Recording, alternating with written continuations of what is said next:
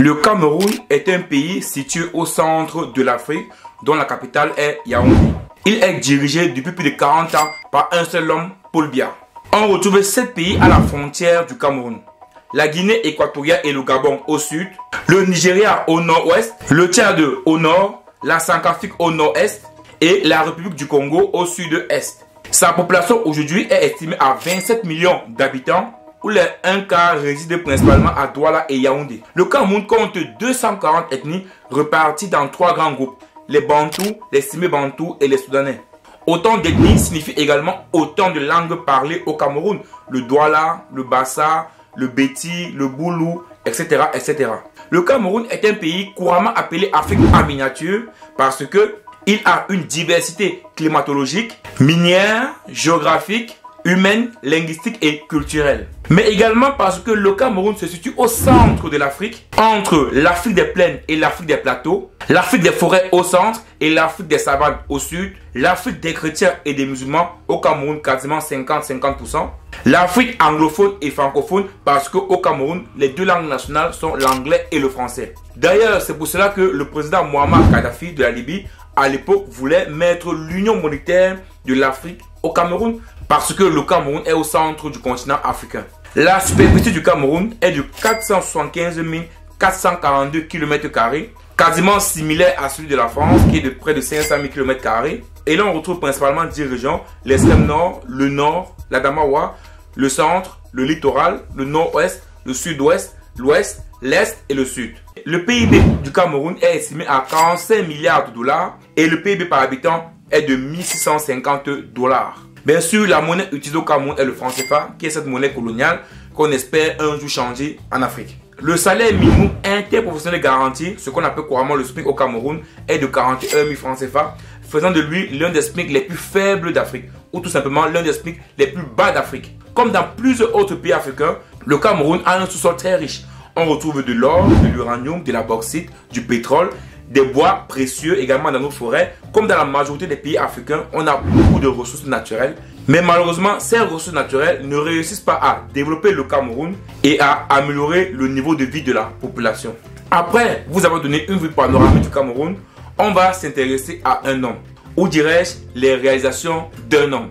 Parce que lors de l'élection présidentielle du Cameroun, c'était bien évidemment les grandes réalisations. Où en est-on avec ces grandes réalisations?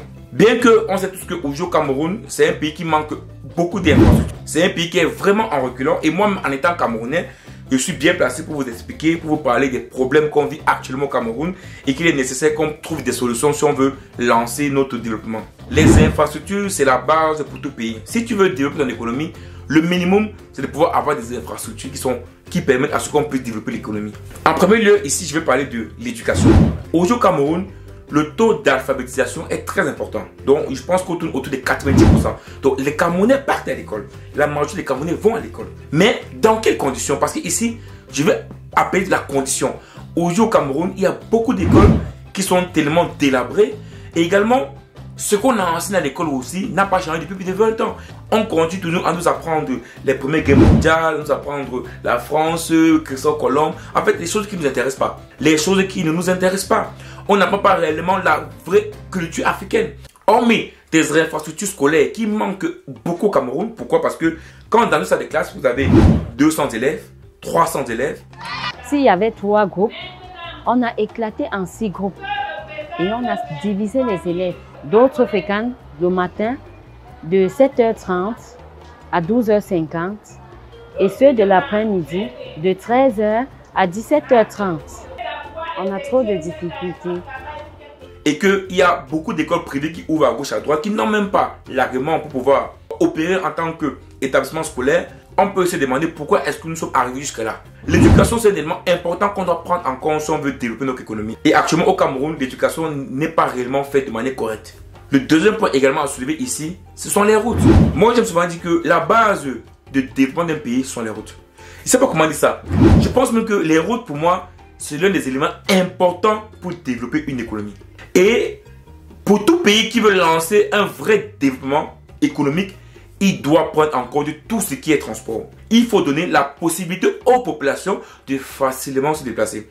Vous savez, aujourd'hui en Afrique, si l'agriculture ne marche pas en Afrique aujourd'hui, bien qu'on a les terres, c'est parce qu'il y a beaucoup de personnes qui font de l'agriculture mais qui ne savent pas comment écouler leurs produits. Si vous remarquez bien, la majorité des routes qui sont bien goudronnées, c'est les routes allemandes où il y a peut-être des Chinois, des Français qui exploitent par exemple le sol, le sous-sol ou bien peut-être de la banane.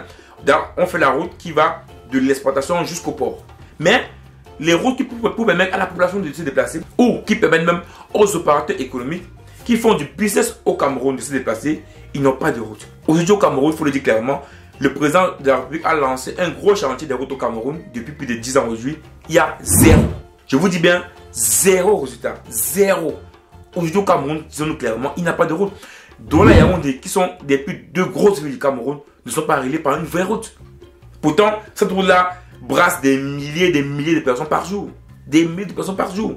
En troisième position, et aussi qui freine l'économie au Cameroun, c'est l'énergie. Pour moi qui investis au Cameroun, tu ne peux pas penser investissement au Cameroun sans penser énergie. C'est impossible. Tu es obligé de penser énergie. Parce que les coupures de lumière au Cameroun ne font pas seulement 1 heure, 2 heures, ou même 3 heures, ou même 10 heures ou 20 heures. Il y a des coupures qui font 2, 3, 4 jours. Donc imagine-toi, tu fais du business dans un village à l'ouest, on coupe la lumière pendant 3-4 jours. Comment tu fais? On se croirait dans l'arrière-pays et pourtant nous sommes au cœur de Yaoundé, frappés de plein fouet par des délestages, devenu le train-train quotidien des populations.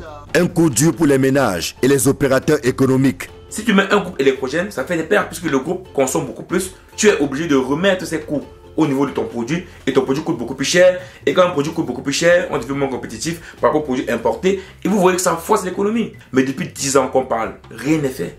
On ne voit rien du tout. Donc l'énergie également, c'est un problème pour le Cameroun. La quatrième des choses qui me semble aussi important à parler ici, c'est la diaspora. Vous savez, le Cameroun, comme le Congo, je pense également, est l'un des pays africains qui refuse la double nationalité. Moi, je pense toujours que le refus d'une double nationalité est tout simplement un moyen d'écarter la diaspora. La diaspora est comme un ennemi, c'est comme un adversaire. Moi, je suis Camerounais. Quand tu rentres chez toi et que tu prends la nationalité étrangère, et quand je te dis que tu n'es plus Camerounais, vous savez, ça fait beaucoup mal pour quelqu'un qui se sent patriote, pour quelqu'un qui se sent Camerounais. Vous allez me dire que non, pourquoi il ne fallait pas changer de passeport? Il fallait garder le passeport camerounais. Mais moi, principalement, si je prends un passeport européen, c'est parce que je vais pouvoir me déplacer partout dans le monde. C'est tout. Parce qu'avec un passeport européen, je peux aller en Chine, aux États-Unis, partout comme je veux. Mais en aucun cas, cela signifie que je suis belge ou que je suis français à 100%. Mais non, le patriotisme reste toujours dans le sang de toute personne. Toute personne reste toujours patriote. Donc, je pense que ça, c'est un vrai problème pour le Cameroun. Dire qu'une personne prend une nationalité étrangère qui n'est plus camerounais, c'est un moyen de refouler les gens. Le meilleur moyen d'abord d'appeler la diaspora, c'est de permettre à ce que la diaspora ait la double nationalité. Et enfin, le dernier point également ici que je voulais mentionner, c'est le digital avec Internet. Vous savez, aujourd'hui au Cameroun, Internet coûte toujours très cher. Très très cher. Et on sait tous qu'aujourd'hui, le digital est très important. Donc, je pense qu'aujourd'hui, au Cameroun, il faut revoir les coûts d'Internet. Il faut absolument revoir ça. Vous savez, aujourd'hui, si un pays n'a pas la possibilité d'utiliser l'outil Internet qui permet facilement d'utiliser le digital, on sera totalement en arrière. On sera en arrière. Quand je travaille avec mes partenaires au Cameroun, beaucoup d'entre eux souvent ne savent pas utiliser certaines applications parce qu'ils n'ont pas l'outil d'Internet tout le temps. C'est vrai qu'on va me dire que ce n'est pas aussi couramment utilisé dans la plupart des pays africains. C'est-à-dire faire les paiements bancaires par téléphone, faire beaucoup de choses par téléphone. Ce n'est pas trop dans les habitudes des Africains ou même des Camerounais. Mais je pense qu'il est important aujourd'hui que l'État donne la possibilité aux Camerounais de pouvoir se connecter, donc de pouvoir avoir Internet. Et cela passe par la réduction des coûts, effectivement, la réduction du prix d'Internet. Et c'est comme ça que le Cameroun pourra enfin être digitalisé et qu'on pourra dire que l'économie digitale peut compter au Cameroun. Sinon, l'économie digitale sera tout de zéro au Cameroun. Donc voilà un peu ce que je voulais partager avec toi dans cette vidéo. Qu'est-ce que toi également tu penses du Cameroun? Pense également que Paul Biya, depuis 40 ans au pouvoir, il a raté totalement sa politique. Ciao.